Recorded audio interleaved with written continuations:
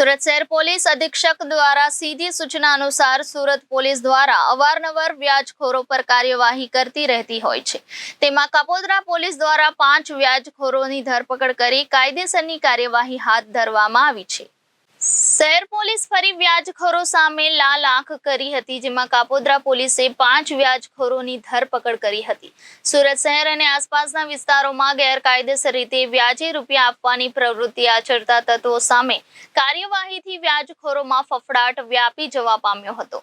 કાપોદ્રા પોલીસે વ્યાજે આપેલા પૈસાઓના લખાણની ડાયરીઓ પણ કબજે કરી હતી, તેમજ વ્યાજને લગતા સાહિત્યો તથા મોબાઈલ ફોન તથા રોકડા રૂપિયા કબજે કર્યા હતા।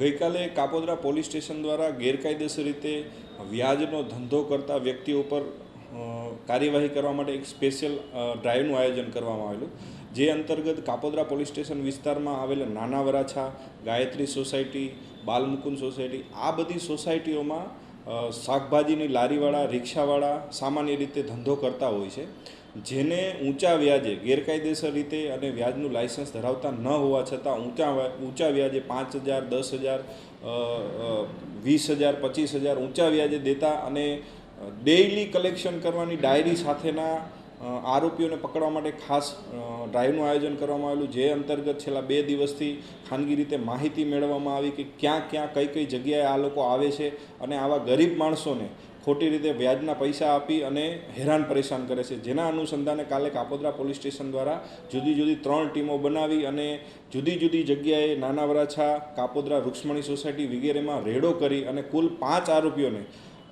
ગેરકાયદેસર રીતે વ્યાજે દેવાના સાહિત્ય સાથે પકડી પાડવામાં આવ્યા છે અને જુદા 5 ગુના દાખલ કરવામાં આવેલા છે અને આ બાબતે હાલ પોલીસ તપાસ ચાલુ છે। આ કામે કુલ આ તમામ પાસેથી 60,000 રૂપિયા જેટલો રોકડ મુદ્દામાલ અને મોબાઈલ અને જુદી ડાયરીઓ કે જે ડાયરીઓમાં ડેઇલી પ્રમાણેનું આ લોકો કલેક્શન કરતા હોય છે એ કબજે કરવામાં આવેલ છે। આ લોકો પૈસા કેવી રીતે લાવતા હતા?